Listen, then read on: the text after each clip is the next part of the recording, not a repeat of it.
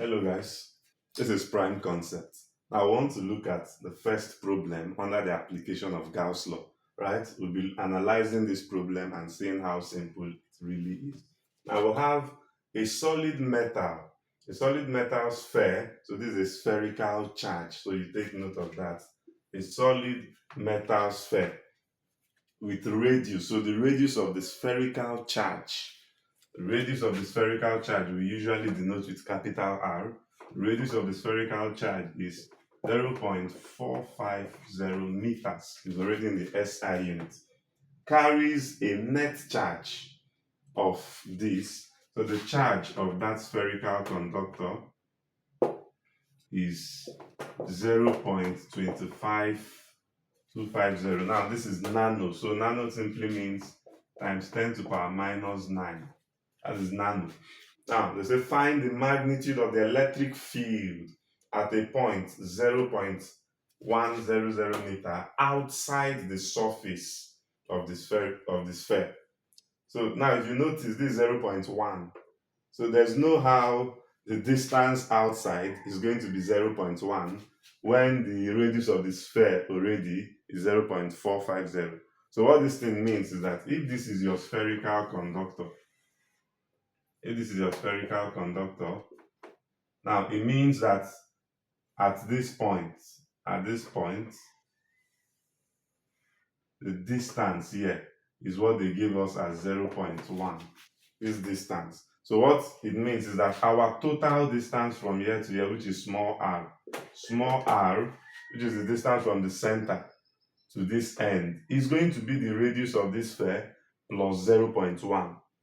I hope this is clear. The distance 0.1 they gave us is just the distance from the surface of the conductor to a point.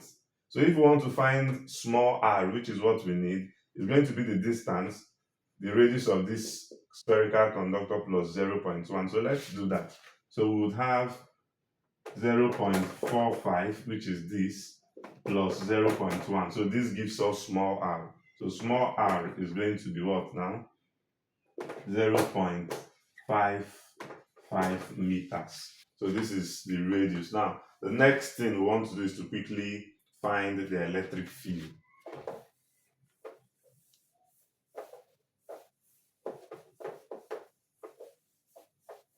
So the electric field E at a point outside a spherical conductor, you remember, thank you. The electric field is going to be the charge enclosed divided by 4 pi epsilon naught times r squared, small r. Take note of that, don't mix the concept. Now we have, you still know that 4 pi epsilon naught, 1 over 4 pi epsilon naught is what? K. So I can still write this formula as what?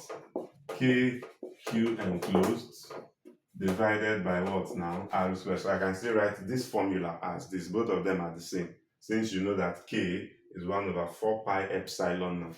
It means that my electric field E is going to be K.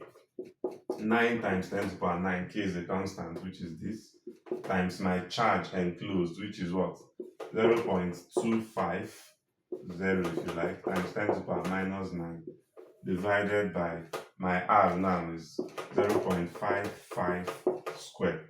So if you solve this, you would have 9 times 0.25 divided by 0.55.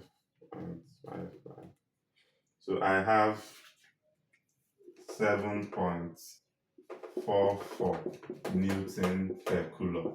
So this is my electric field at a point 0.1 meter from the surface of the sphere. So this is it. Now the second part of the question says find the electric field at a point inside the sphere, at a point inside the sphere 0.1 meter below the surface. And this is what it means. Let me give you a diagram to illustrate that. Now, so this is our sphere, our spherical charge. This is our spherical charge. And they say find the electric field at a point inside. So you don't need a soothsayer. So it means that our Gaussian surface is going to be inside, so that the distance inside now is what they gave you as 0.1.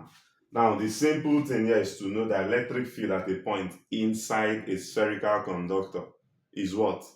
You are correct, is 0, because there is no charge enclosed inside.